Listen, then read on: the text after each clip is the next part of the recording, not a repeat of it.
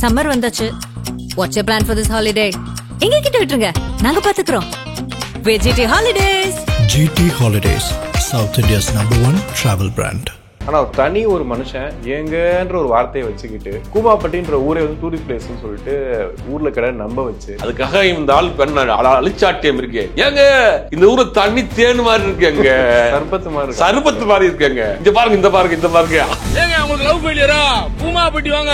போட்ட வீடியோ பயங்கர வைரல் ஆகி கூட்டமா போக ஆரம்பிச்சாங்க. அந்த ஊர் மக்கள் எல்லாம் தயவுசெய்து வராதுங்க, இங்க ஒண்ணும் கிடையாதுயா, ஒட்டை காட்டுதாயா அப்படின்னு கவர்மெண்ட் இந்த விஷயம் என்ன ஆயிடுச்சுன்னா பொதுப்பணித்துறை வரைக்கும் போய் சுற்றுலாத்தலம் அளவுக்கு போராட்ட ஆர்ப்பாட்டம் பண்ணிடுவாங்க போல. ஒட்டுமொத்தமாக அந்த ஊரை வந்து ஃபேமஸ் ஆக்கி இப்ப கவர்மெண்ட் வந்து 20 கோடி ரூபாய் ஒதுக்கி இருக்கு. ஒட்டுமொத்தமாக கூமாப்பட்டிங்கிற ஊரை உலகம் முழுக்க கொண்டு போய் சேர்த்த ஆள் அந்த ஆள் தான். அதான் ஏங்க அப்படின்னு போட்ட வீடியோ யாருக்கு கேட்டுச்சோ இல்லையோ கவர்மெண்ட்டுக்கே கேட்டிருக்கு. நம்ம ஊரு கூமாப்பட்டி வாங்க.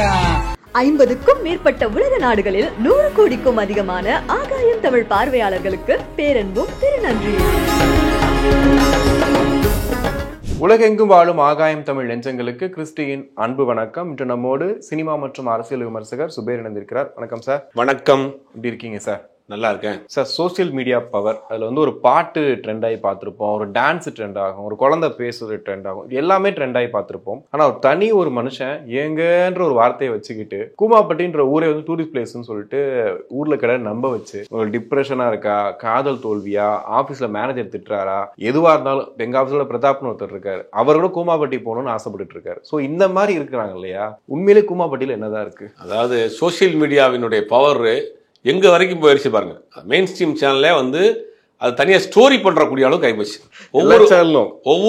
ஒவ்வொரு காலகட்டத்திலையும் ஏதாவது ஒன்று கிளப்பி விடுவாங்க சோசியல் மீடியாவில். கொஞ்ச நாளா வந்து கொஞ்சம் ஒரு 4 வருஷத்துக்கு முன்னாடி பாத்தீங்கன்னா அந்த நேசமணி சுத்தியல் பயங்கர ஃபேமஸ் ஆகி போயிடுச்சு. அது வந்து வெளிநாட்டுல இருந்தெல்லாம் ட்வீட் பண்ண ஆரம்பிச்சிட்டாங்க, நேசமணி யாருங்க, நேசமணி அப்படின்ற மாதிரி ஆயிடுச்சு. கொஞ்ச நாளைக்கு முன்னாடி கொஞ்ச நாளைக்கு ஒரு மாசம் மஞ்சப்பொடியை போய்கிட்டு இருந்துச்சு. மொபைல் போன்ல மஞ்சப்பொடியை போட்டு விளாண்டுட்டு இருந்தாங்க. ஆமா, கிளாஸ்ல தண்ணி ஊத்தி மஞ்சப்பொடியை போட்டு அதை போட்டு மஞ்சப்பொடியை போட்டு இதாயிட்டு இருந்தாங்க, உற்சாகமாக்கி அதை போட்டு விளையாண்டுட்டு இருந்தாங்க. இப்ப என்னன்னா விருதுநகர் மாவட்டத்துல கூமாப்பட்டின்னு ஒரு ஊர் இருக்கு. அது ஆக்சுவலா எங்க ஊர்ல எல்லாம் சின்ன வயசா இருக்கப்ப யாரையாவது திட்டுறப்ப ஏன்னா கூமாப்பட்டி மாதிரி பேசுற அப்படிமாங்க. அந்த மாதிரி அந்த ஊரை அப்ப சொல்றது எங்க ஊர்லன்னா கூமாப்பட்டின்னு சேர்ந்தவங்க எல்லாம் நிறைய பேர் இருந்தாங்க. அது சும்மா விளையாட்டு சொந்த பக்கத்து ஊர் தானே அது, அந்த ஏரியா பக்கத்து தான் அது. Okay okay. என்ன சொல்லுவாங்கன்னா என்ன கூமாப்பட்டியா, சொந்த ஊர் கூமாப்பட்டியாங்கிற மாதிரி சும்மா விளையாட்டுக்கு பேசக்கூடிய ஊர். ஓகே. விருதுநகர் மாவட்டத்துல ஒரு சின்ன கிராமம், மலையடி வார சுத்தி மலை, அதுக்குள்ள இருக்கக்கூடிய ஒரு சின்ன கிராமம். அங்க ஒரு ஆறு ஒண்ணு ஓடுது. அழகான கிராமம் தான், இல்லைன்னு சொல்ல. அதுக்காக இந்த ஆள் பெண் அழிச்சாட்டியம் இருக்கே. ஏங்க இந்த ஊரை தண்ணி தேன் மாதிரி இருக்குங்க, சர்பத்து மாதிரி இருக்குங்க. இந்த பாருங்க இந்த பாருங்க இந்த பாருங்க அப்படின்னு போட்ட வீடியோ பயங்கர வைரல் ஆகி கூட்டமா போக ஆரம்பிச்சாங்க. அந்த ஊர் மக்கள் எல்லாம் தயவுசெய்து வராதுங்க, இங்க ஒண்ணும் கிடையாதுயா, ஒட்டை காட்டுதாயா அப்படின்னு கவர்மெண்ட் இந்த விஷயம் என்ன ஆயிடுச்சுன்னா பொதுப்பணித்துறை வரைக்கும் போய் சுற்றுலாத்தலம் ஆக்குங்கிற அளவுக்கு போராட்ட ஆர்ப்பாட்டம் பண்ணிடுவாங்க போல. அதுவும் சிஎம் வந்து 20 கோடி ரூபாய் ஒதுக்கி இருக்காராம், பட் பயன்படுத்தல வரைக்கும் போயிட்டானுங்க. இப்ப நமக்கு தெரியும், இப்ப லேட்டஸ்டா ஒரு டீம் போயிட்டு இருக்காங்க அங்க எடுக்கிறது கூமாப்பட்டிய ட்ரோனுங்கெல்லாம் எடுக்கிறதுக்காக ஒரு குறும்போது டெய்லி ஒரு 4-5 கேமரா அங்க போய் நின்றுது.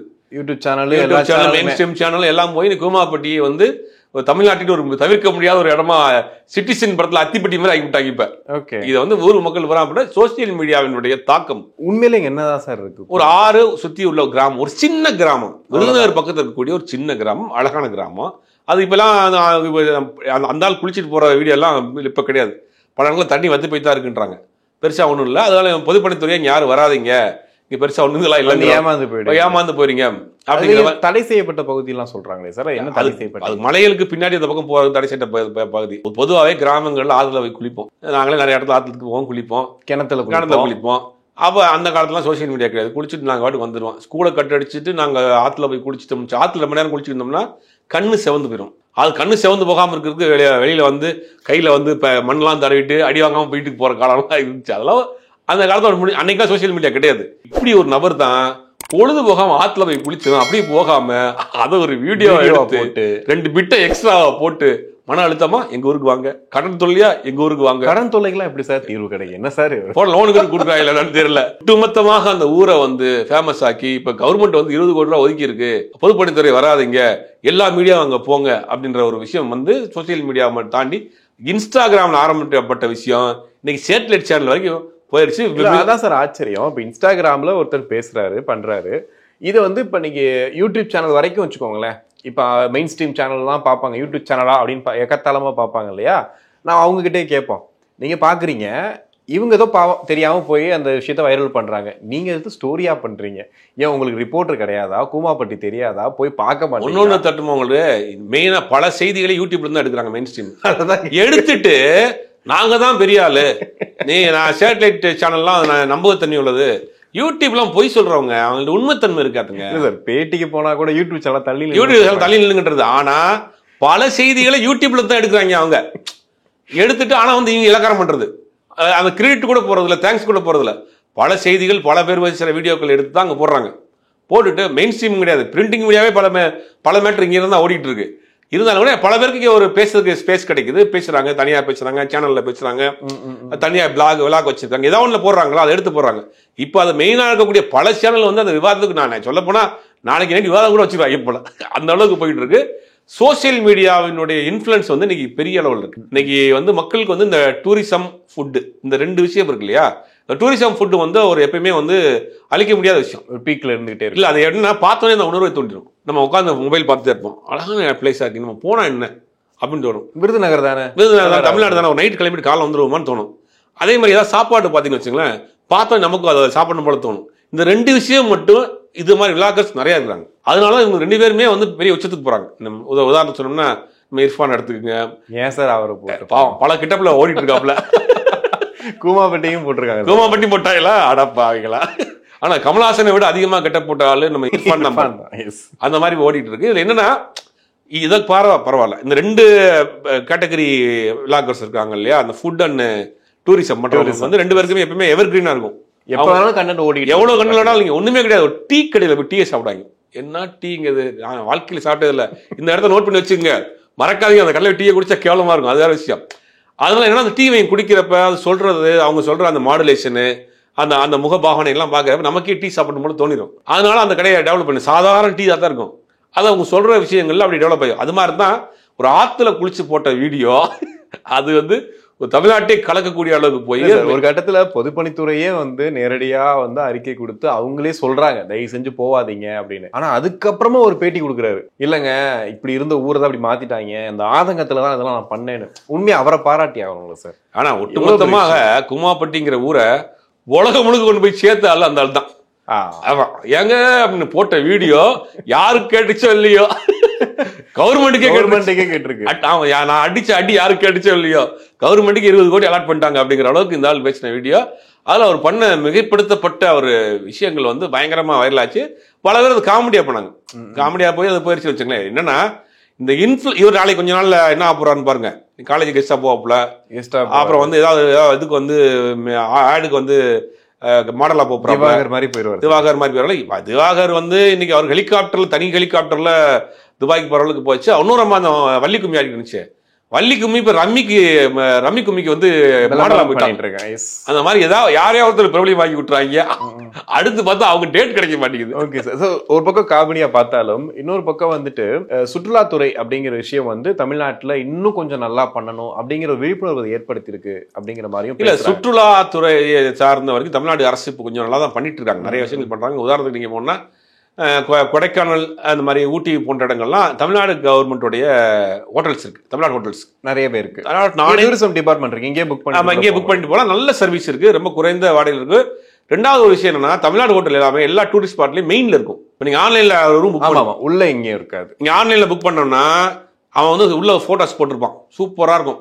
ஆனா அங்க இருந்து இறங்கி உள்ள போகணும், கிட்டத்தட்ட 7 கிலோமீட்டர் 8 கிலோமீட்டர் உள்ள போகணும். ஊட்டிக்கு போறோம், கொடைக்கானலுக்கு போறோம், ஏலகிரிக்கு போறோம், எங்க போனாலும் சரி, ஏற்காடு போனோம். ஆன்லைன்ல நீங்க ரூம் புக் பண்ணீங்கன்னா நம்ம பாக்குறது ஒன்னா இருக்கும், பட் அவங்க போய் சேர்றது ஒரு இடம் இருக்கும். நல்ல ரூம் நல்லா இருக்கும், பட் ரூமை சுத்தி எதுவுமே இருக்காது. அங்க ரொம்ப தூரம் உள்ள போக வேண்டியதா இருக்கு. ஆனா தமிழ்நாடு அரசு நடத்தக்கூடிய தமிழ்நாடு ஹோட்டல்ல பாத்தீங்கன்னா எல்லா டூரிஸ்ட் பிளேஸ்லயும் மெயின் சிட்டில இருக்கும். கொடைக்கானலா இருக்கட்டும், ஊட்டியா இருக்கட்டும், அதே மாதிரி ஃபுட் சர்வீஸா இருக்கட்டும், எல்லாமே அங்க நல்லா இருக்கும். அந்த மாதிரி பண்ணிட்டு இருக்காங்க. ஆனா இன்னும் என்னன்னா இந்த மாதிரியான சிறு சிறு இடங்களை தேடி கண்டுபிடிச்சு அதை டூரிஸ்ட் பிளேஸ் ஆக்கினா அதை சுற்றி இருக்கிற மக்களுக்கு வேலை வாய்ப்பா இருக்கட்டும், பல்வேறு விஷயங்கள் மனுஷன் பண்ண முடியுதுன்னா ஒரு கவர்மெண்ட் பண்ணலாம். ஆனா அது வந்து இது பண்ணுது. என்னன்னா விருதுநகர் மாவட்ட கலெக்டராக இருந்த ஜெயசீலன் என்ன பண்ணியிருக்காரு, அவர் டிரான்ஸ்பர் ஆகி அவர் வேற டிபார்ட்மெண்ட்டுக்கு சென்னைக்கு வந்துட்டாரு. அவர் டிரான்ஸ்பர் ஆகிறதுக்கு முதல் நாள் இந்த வீடியோ எல்லாம் போட்ட பிறகு அவருக்கு அட்டாக் பண்ணிட்டாங்க போய் ஃப்ரெண்ட்ஸ் எல்லாம். நீ கலெக்டரா இருந்தீங்கள, அந்த இடத்துல எனக்கு சொல்லவே இல்லைன்னு, இருங்கப்பா சொல்றேன்னு அவரு போய் அந்த இடத்துல வீடியோ எடுத்து போட்டாப்ல. அது வந்து பெரிய வைரலா போச்சு. நான் அந்த மாதிரி எந்த அளவுக்கு ஆயிருக்கு. ஒரு கலெக்டர் வந்து அங்க போய் நான் ஏங்க நான் கும்மாப்பட்டில் இருக்கேங்கன்னு வீடியோ போட்டாப்ல. யாரே ஒரு கலெக்டர். அந்த அளவுக்கு போயிருச்சு. ஏன்னா சோசியல் மீடியாவினுடைய பவர் இன்னைக்கு எங்க இருக்கு பாருங்க. ஏன்னா உள்ளங்கையில் உலகம் கையில் இருக்கு. இன்னைக்கு ஈரான் வாரல நம்ம ஆளுக்கு இங்க உட்காந்து பொழந்து கட்டினாங்க, அப்படி நேர பார்த்த மாதிரி போச்சாங்க. என்னன்னா அவ்வளவு செய்திகள் கிடைக்குது. அங்க அங்க அங்க போற அந்த ராக்கெட் வந்து இங்க உட்காந்து பாக்குறோம், இந்த இடத்துல விழுவ போகுதுங்கிறத கெஸ் பண்றோம். இவ்வளவு பேர் அங்க போறாங்கன்றது அந்த அளவுக்கு செய்திகளை வந்து நம்ம உள்வாங்கக்கூடிய அளவுக்கு இன்னைக்கு டெக்னாலஜி வளர்ந்துச்சு. அதுவும் சோசியல் மீடியா தான். சேட்டலைட் சேனல்லாம் மிஞ்சி போனால் நீங்கள் உதாரணத்துக்கு எடுத்துக்கலாம். தமிழ்நாட்டில் இருக்கிற சேட்டலைட் சேனலாக இருக்கலாம். இந்த சேனலில் நீங்கள் வந்து இந்தியாவுக்குள்ளே டெல்லியில் தெரியுமான்னு தெரியாது. டெல்லியில் இப்போ டெல்லிக்கு போகிறோம், நம்ம ஹோட்டலில் ரூம் போகிறோம், அங்கே தமிழ் சேனல் இருக்குமா? கடான்னு டாக்டர் மொபைல் எடுத்து பார்த்தோம்னா அடுத்த செகண்ட் நியூஸ் எல்லாம் பார்த்துடலாம். அப்போ சோசியல் மீடியாங்கிறது சேட்டலைட் சேனல்ன்றது ஒரு மாநிலத்துக்குள்ளே மட்டும் இருந்துச்சு. இந்த சோசியல் மீடியா வந்தோடனே உலகம் முழுவதும் போயிடுச்சு. கும்மாப்பட்டியை வந்து இன்னைக்கு உலகத்தில் அமெரிக்காவில் பார்த்துட்டு இருப்பான், கடலில் வேலை பார்க்குறாங்க, பைலட்டா இருக்கவன் ஃபிளைட்ல பார்த்துட்டு இருப்பான், கப்பலில் போறக்கூடிய ஒரு ஷிப்ல போறக்கூடிய ஒரு கேப்டன் பார்த்துட்டு இருப்பாரு.